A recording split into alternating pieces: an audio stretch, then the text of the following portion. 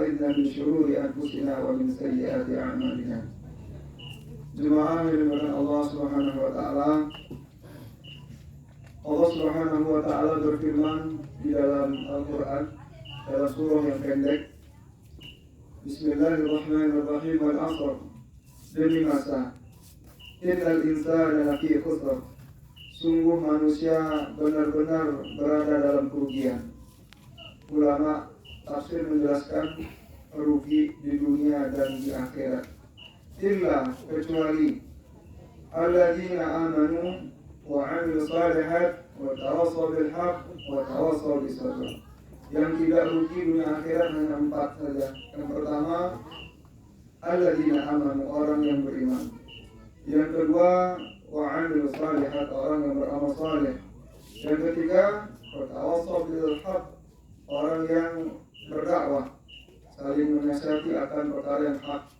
Dan yang keempat, wa tawassaw bis sabr, yang saling berwasiat akan kesabaran. Maka dalam ayat ini Allah Subhanahu wa taala menggunakan waw athaf. Maknanya berarti keempat-empatnya harus diamalkan, tidak boleh dipilih. Kalau pakai au, alladzi illal ladzina amanu au 'amilus shalihat. Kalau au berarti boleh dipilih.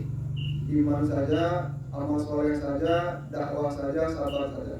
Tetapi ayat ini pakai waw athaf, berarti bermakna keempat-empatnya mesti kita amalkan dalam kehidupan kita, baru kita beruntung di dunia dan beruntung di akhirat. Yang pertama, kita diperintahkan Allah untuk beriman. Ya ayyuhalladzina amanu aminu.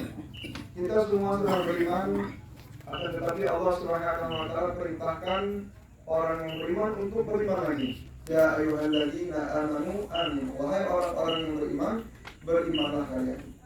Maksudnya kita diperintahkan untuk senantiasa menambah iman kita.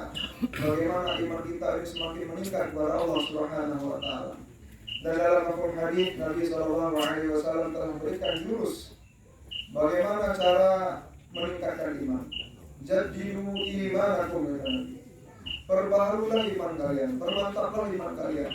Maka sahabat Nabi bertanya, wa kaifa nujaddidu imanana? Bagaimana cara kami memperbaharui iman kami, wahai Rasulullah? Rasulullah sallallahu alaihi wasallam bersabda, "Aktsiru min qawli la ilaha illallah." Kalian perbanyakklah mengucap kalimat la ilaha illallah. Dalam ayat ini Allah Subhanahu wa taala menggunakan kata qaul. Dalam ilmu nahwu dikatakan qaulun itu maknanya suatu ungkapan yang bisa didengar oleh lawan bicara. Jadi maknanya kalau iman kita ingin dikuatkan oleh Allah, selain kita banyak zikirkan kalimat la ilaha illallah, kita juga dianjurkan untuk sering-sering membicarakan atau melisankan perkara yang ada kaitannya dengan kalimat la ilaha illallah. Yaitu kita bicarakan kebesaran Allah Subhanahu wa taala. Dialah yang menciptakan, dialah yang memberi rezeki, dialah yang maha kuasa atas segala sesuatu. Kemudian yang kedua, Allah Subhanahu wa taala perintahkan kita untuk beramal saleh. Amal saleh itu maksudnya adalah amalan yang sesuai sunnah Rasulullah sallallahu alaihi wasallam dan ikhlas semata-mata mengharapkan ridha Allah Subhanahu wa taala. Demikianlah penjelasan daripada Imam Fudail bin Iyad mengenai amal saleh, yaitu amal yang sesuai sunnah Rasul dan amalan yang ikhlas semata-mata mengharap ridha Allah Subhanahu wa taala. Jemaah dengan Allah Subhanahu wa taala, hari ini Rasulullah sallallahu alaihi wasallam tidak ada di hadapan kita. Maka yang mewarisi para rasul adalah para ulama. Sehingga Nabi katakan, al-ulama warathatul anbiya. Ulama itu adalah pewarisnya para rasul, pewarisnya para nabi. Maka para ulama lah yang melanjutkan ilmu yang telah diwariskan Rasulullah sallallahu alaihi wasallam kepada kita. Makanya kita belajar Al-Qur'an dengan bimbingan ulama, belajar hadis dengan bimbingan ulama. Kita tidak boleh baca-baca sendiri, kita simpulkan sendiri, kita olah-olah sendiri dengan pemikiran kita. Oleh karena itu penting kita ini mewujudkan bagaimana kita bisa jadi ulama, atau minimal ada anak cucu keturunan kita yang jadi ulama.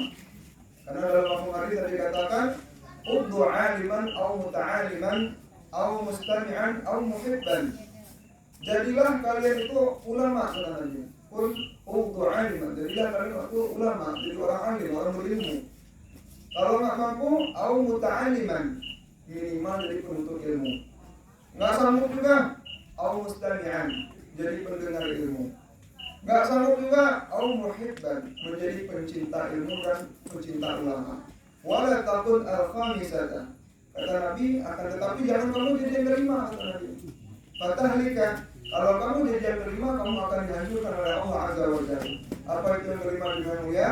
Wal khamisatu an tuqdil ilma wa ahlahu, yaitu kamu membenci ilmu dan membenci orang-orang yang diberikan ilmu agama oleh Allah Subhanahu wa taala, yaitu kamu membenci para ulama-ulama Allah Subhanahu wa taala. Cuma kepada Allah Subhanahu wa taala, maka penting kita mewujudkan bagaimana salah satu dari para anggota keluarga kita akan menjadi ulama. Nah, mudah-mudahan almarhum yang baru saja meninggalkan kita, Allah Subhanahu wa taala anugerahkan kepada anak cucu keturunan beliau nanti ada yang menjadi ulama besar. Amin. Amin ya rabbal alamin. Salah satu contohnya ada yang tadi yang baca Quran. Mudah-mudahan dipilih Allah nanti jadi hafiz Al-Quran, jadi ulama akhirat. Amin ya rabbal alamin. Amin ya rabbal alamin. Jemaah kepada Allah Subhanahu wa taala, dalam sebuah mafhum hadis yang diriwayatkan oleh Imam Tirmidzi, beliau dapatkan hadis ini dari Muhammad bin Abdul A'la As-San'ani, beliau dapatkan dari Salamah bin Rajain, beliau dapatkan dari Al-Walid bin Jamil, beliau dapatkan dari Al-Qasim Abu Abdurrahman, dan beliau mendapatkan dari sahabat Rasulullah namanya Sayyidina Abu Umamah Al-Bahili radhiyallahu anhu. Beliau berkata, "Dzukira li Rasulillah sallallahu alaihi wasallam rajulani." Belum pernah disebut di hadapan Nabi, orang lagi bincang-bincang, lagi nyebut-nyebut mengenai dua orang kriteria manusia. Yang pertama, ahaduhuma 'alimun wal akharu 'abidun. Yang satu yang disebut-sebut ini orang yang berilmu, yaitu orang yang tinggi ilmu agamanya. Yang kedua, orang yang ahli ibadah tapi tidak berilmu. Jadi ini lagi cakap-cakap. Maka ditanyakan kepada Rasulullah SAW, yang mana yang lebih utama antara kedua ini ya Rasulullah? Yang berilmu itu dalam syarahnya dijelaskan dia berilmu tapi amalannya cuma yang wajib-wajib aja, yang sunnah dia kagak ngerjain. Tapi yang satu lagi dia abid, yang wajib, yang sunnah semua diamalkan tapi kekurangannya dia tidak berilmu. Yang mana yang lebih afdal ya Rasul? Maka Rasul sallallahu alaihi wasallam menjawab, fadlul 'alimi 'ala al-'abid ka fadli 'ala adnakum. Kata Nabi, lebih baik yang berilmu itu daripada yang ahli ibadah itu, seperti lebih baiknya aku dibandingkan dengan manusia yang paling hina derajatnya di antara seluruh manusia di alam semesta. Allahu Akbar. Kemudian Rasulullah SAW bersabda, Inna Allah wa malaikatahu wa ahla samawati wal ardi hatta an-namlata fi juhriha wa hatta al-huta yusalluna ala mu'allimin nas al-khaira.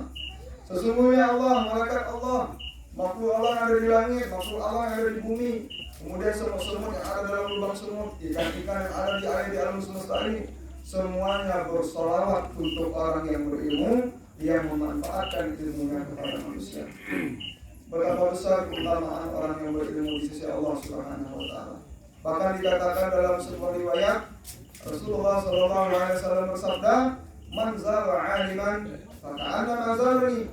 Barang siapa yang mengunjungi ulama, seolah-olah dia sedang mengunjungi gua, kata Nabi. Wa man safaha 'aliman faka'annama safahani. Barang siapa yang bermusafahah, bersalaman dengan ulama, faka'annama safahani, maka kata Nabi seolah-olah dia lagi salaman sama aku, kata Nabi. Wa man jalasa 'aliman faka'annama jalasani fid dunya. Barang siapa duduk-duduk sama ulama, maka seolah-olah dia lagi duduk-duduk sama aku di dunia.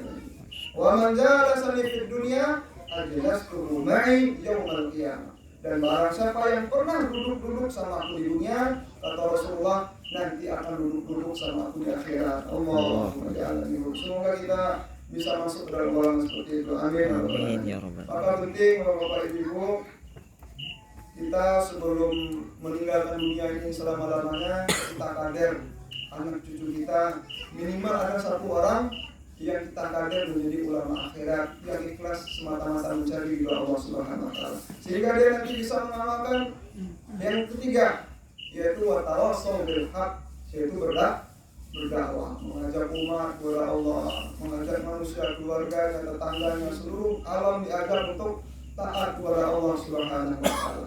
Kemudian yang keempat, dalam berdakwah tidak cukup hanya ilmu saja, tidak cukup hanya iman saja, juga diperlukan yang namanya kesabaran.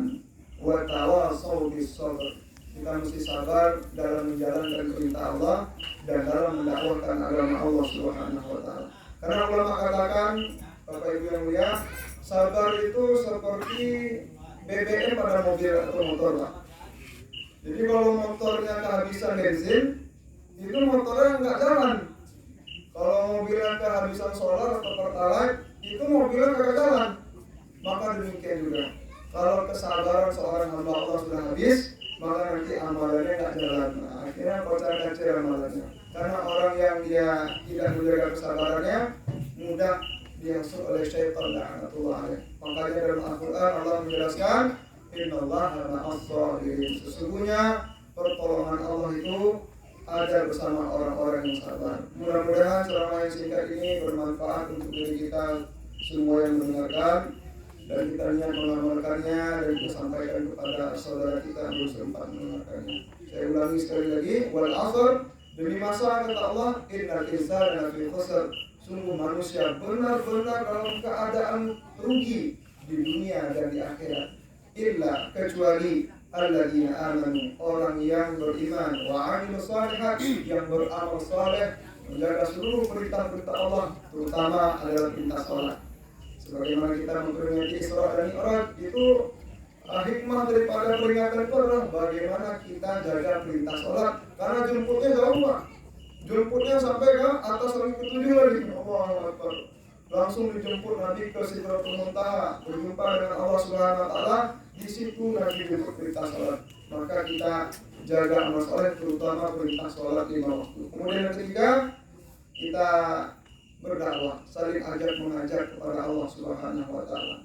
Karena orang olahraga bilang, Pak, baik itu petinju atau pemain bola, itu saya pernah dengar seorang petarung atau seorang pemain bola mengatakan pertahanan yang terbaik itu adalah menyerang.